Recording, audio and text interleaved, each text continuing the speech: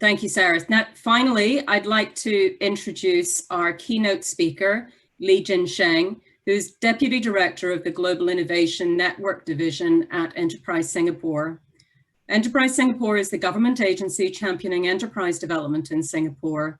And as part of this mandate, Jin Sheng oversees the Global Innovation Alliance Initiative, which seeks to encourage international partnerships to broaden the horizons of Singaporean startups and small to medium-sized enterprises looking for market expansion and innovation opportunities. Jin Sheng also manages the Singapore-Israel Industrial Research and Development Foundation and co-innovation partnerships with key organizations like Eureka, an international innovation network of over 40 member countries. Thank you, Jin Sheng. Thanks, Kerry. So maybe just a quick introduction of Enterprise Singapore for everyone who might be a bit more unfamiliar. So I think Sarah brought us to our sister agency for the Monetary Authority of Singapore. A lot of the fintech stuff in Singapore goes through them. For Enterprise Singapore ourselves, we are actually a bit more under our economic development side. So we work closely with our economic ministry here, being their arms and legs. And what we do specific to the startup and innovation ecosystem here in Singapore is to help them help develop the ecosystem through a variety of initiatives, which I'll run through in a bit later. So we look at things through three big lenses: productivity of Singapore enterprises, of course, internationalization. So we work with partners overseas. We also, like what Kerry had mentioned just now, what I oversee, we also work with partners in Singapore to help companies come into Singapore and contribute to the ecosystem.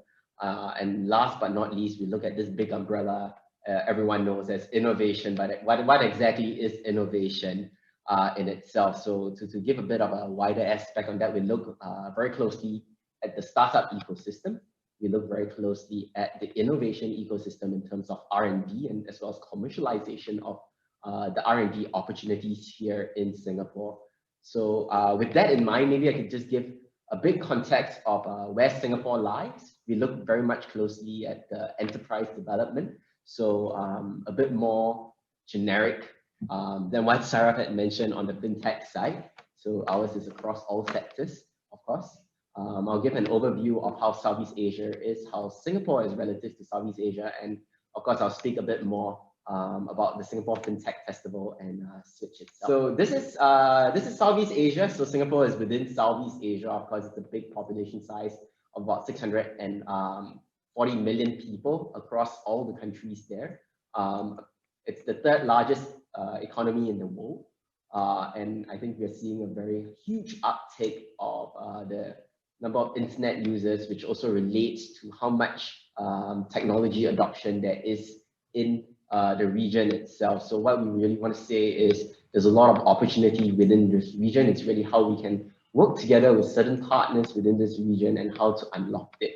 I think a lot of investors looking overseas into this region is also looking at a lending spot, which is where I think Singapore can add value into this entire internationalization story as well.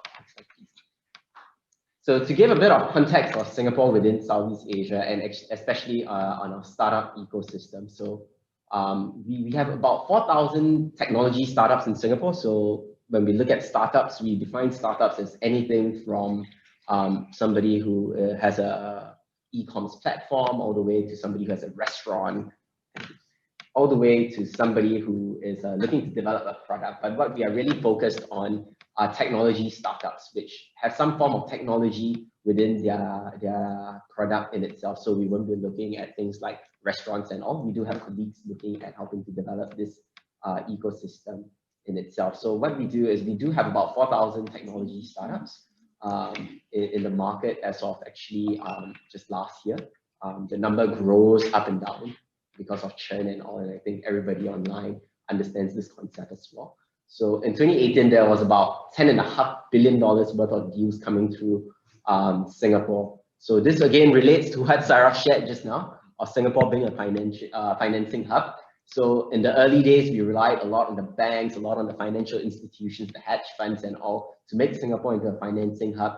And I think over the last 5 to 10 years, a lot of PEs have transformed their businesses, including VC components into their businesses now. A lot of digital banking is coming through here. So we see a huge financing ecosystem within the market and a lot of economic activity in terms of entrepreneurs, as well as investors alike coming into Singapore to look at the startup ecosystem or look at opportunities of investing within the startup ecosystem itself. So that's what has been built within, and a lot of them actually, again, pulling it back to the entire region as a whole, a lot of them are looking at deals within the region itself, financing it through Singapore, and also seeing, and this is not just a financial story, but really a very strategic move in the end, that they're using Singapore's connectivity to go into the rest of the region in itself. So that's where we are. I think because of that, we see slightly larger than average deal sizes across in Singapore as compared to the rest of the region. But I mean, that's to say that's the current moment. I think the region in terms of Indonesia, in terms of Thailand, also growing very quickly. So you will see the deal size differentials shrinking a bit, but Singapore still has the instruments to help investors as well as people looking for investment alike. Again, relating to that, we do have quite a number of deal flows going through. The number you see there is about 300, but at the end of last year, there was about almost close to 400 plus deals being closed. And the first 2 quarters of this year, despite the situation that we are all in, has still seen steady deal flows. Of course, it's because the deals are actually just closing towards the tail end of last year. And then I think we'll see how the situation goes from there. But what we want to really impress upon all of you is that there is still activity within what we see the entire ecosystem on. The last point I want to bring out within this slide is also the fact that we do have a lot of MNCs here, and this relates to the next slide that I'll be talking about, but we do have about 7,000 MNCs. There's a reason why they put themselves here again. It's really the connections that they have within the region, as well as the amount of innovation or research activity that they can do right here also. So of course, relating to that, we talk about, it's great to set up here, it's great to, bench or bank on the deal flows there in Singapore, but what really are the opportunities of being able to, enjoy that startup setting up here can enjoy in Singapore, right? Not always, well, many times it is a big factor about the money and how you develop with regulations all coming in. I think we also want to look for opportunities for growth and expansion. And what we see, a lot of startups, a lot of essentially technology companies coming in is really working with them on a couple of innovation initiatives. So the larger ones we do work with the MNCs on some open innovation activities that we have. So we've worked with the likes of L'Oreal, with the likes of Rolls-Royce on innovation challenges. Very much for this MNCs that are based in Singapore, they release out their problem statements, their APAC problem statements actually that they face within the region itself for solution providers, whether they are Singaporean solution providers or Singapore-based solution providers, to actually come in and take a look whether they could solve a problem. So one of the examples I can give you is that with L'Oreal, when we worked with them, a Singapore-based company actually came up with a face mask that could essentially tell you exactly what products from L'Oreal you need. So it's this kind of innovations that has come out of some of these challenges. Of course, we do work with our own large Singapore companies. The Ascot is one of the more noticeable brands, I suppose. I think they can also be found throughout Europe together with the Citadines brand. It's a hospitality company, but they have offered their network of hotels as well as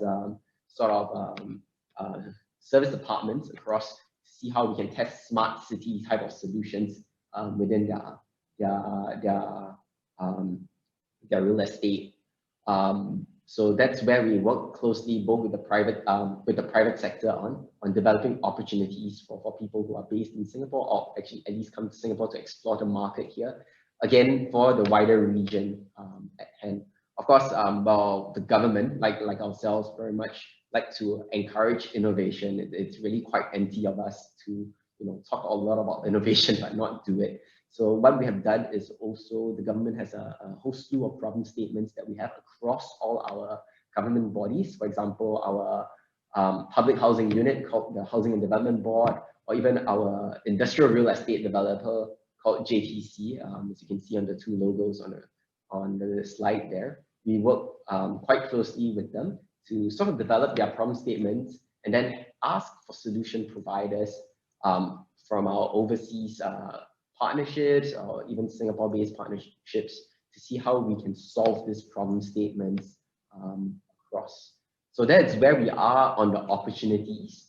And I think we really want to impress on you that while small, and Singapore's population is nowhere near the more than 5 million, 5+ million, we do have quite a number of test-bidding innovation opportunities for companies coming in a sense, regardless of the sectors. I think while I brought up a lot of generic sectors here, the fintech sector with Sarah, which Sarah has brought up just now, a lot of the sandbox which MAS has is very welcoming of people just testing their solutions. A lot of the banks actually, even the 3 biggest banks that Sarah had mentioned just now, they themselves have been testing a lot of digital bank solutions in that end. So, but I mean, it's a whole slew of opportunities out there just waiting to be tapped on. And to be honest, at times there are more opportunities out there than solution providers. So we definitely want to welcome our friends from overseas to come in to see how they could also work with us on some of solutioning some of these challenges that we have. Yeah. So I mean, while we keep saying that, you know, we do want to see how we can work with overseas counterparts and partnerships, we also want to see how we can help make the right connections within Singapore. So these are really just some of the agencies or some of the initiatives that we have that can help startups landing here in Singapore. One of them is what we call the ACE International Center. The ACE stands for the Action Community for Entrepreneurship. So they are a very close partner of the government that is sort of the community manager of the startup ecosystem in Singapore. So they have a one-stop center that welcomes international startups with programs, with business connection help, as well as co-working spaces, which we understand are always at a premium here in Singapore itself. Of course, we do have our sister economic agency called the Economic Development Board. They work very closely with Enterprise Singapore, but while Enterprise Singapore helps predominantly Singapore and Singapore-based companies, the Enterprise Development Board actually sort of mirrors Invest Northern Ireland in being an investment promotion board for Singapore as well. So they do have partners to help with incorporation, as well as some of the legal services needed. Last but not least, I think we have what we call, it's an initiative of Enterprise Singapore. We have what we call the Startup SG Network, or SSN for short. So essentially, it's a startup and ecosystem partner directory that lists about 3,000 plus of the 4,000 startups in there. So you have the entire directory of startups, but more than that, they also list a whole bunch of VCs, a whole bunch of incubators and accelerators, their contacts, what they are looking for, essentially a whole introduction about them and how to be connected with them within the network itself. So that directory is already online. You can find it at startupsg.gov.sg. I think we can just send over the website later for everyone. But it's really an entire directory that you can look at to learn a bit more about the Singapore ecosystem. I think really last but not least, next slide. Yeah.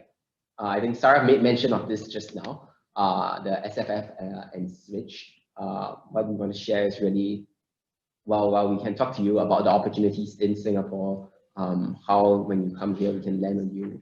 I think this is really a showcase of the regional innovation ecosystem, as well as it being a platform for companies to take a look at and explore the Singapore innovation and startup ecosystem. So while MAS organizes the Singapore FinTech Festival, ESG organizes what we call the Singapore Week of Innovation and Technology, or Switch for short. So last year, what happened was both SFF, the Singapore FinTech Festival, and Switch came together to really form this mega platform. This year, it's going to be a bit different. Both events are still together, but because of the whole situation that we have with COVID-19 at the moment, we're going to bring everything online. So we still expect at least 60,000 attendees, which we had last year. Actually, we expect even more this year. But because it's online, it's not just going to be a delivery and absorption kind of session whereby we have panel speaking and then people just listening. It's going to be a lot more interactive. There are going to be quite a number of masterclasses and workshops really on people teaching participants more about the ecosystem, more about business model innovation, more about design thinking or applications of design thinking within your businesses, how to enter certain markets even, because we have a whole slew of market access sessions with 36 partners in that end, looking at essentially every region globally. So it's really a whole bunch of workshops and masterclasses on top of the conference content, which we will bring every day. And a lot of the conference content will focus on, not just the fintech side, but very much all the deep tech sectors. So whether it's AI, whether it's digital technologies that can improve manufacturing or even healthcare, there will be sessions across the entire 5 days, from the 7th to the 11th of December, that will help everyone understand a bit more about how the global ecosystem works and how the regional ecosystem works within the global ecosystem. More than that, I think we really want it to be a platform, not just, again, not just an event, not just a conference. So we do have deal making sessions and business matching sessions. So whether it's between startups and investors, startups as well as other startups, or even multinational corporations as well as startups coming into partnerships, we really want to encourage that through some platforms in that end. Last, I think we just want to impress on you that there is also a global startup pitching competition within Switch itself. It's called Slingshot. Unfortunately, applications have closed, but maybe some of you have already applied for that. So I think this year we have about 7,000 applications going through. It being virtual helped a lot because usually we do require quite a number of the startups to come into Singapore as well. But I think what's happening now is that this startup competition will usually judge, and interestingly, over the last 4 years, which we have organized this during the top 100 live pitching sessions that we have over the period of Switch itself, quite a number, about 10 to 15% of those, so about 10 to 15 companies actually managed to raise funds just because they pitched at the event. Other people go there, find collaboration opportunities. We even heard startups looking at Slingshot and then, oh, I can partner with this guy who's pitching, and then they go approach them and then they form collaboration partnerships on that. So Slingshot's still very much going on.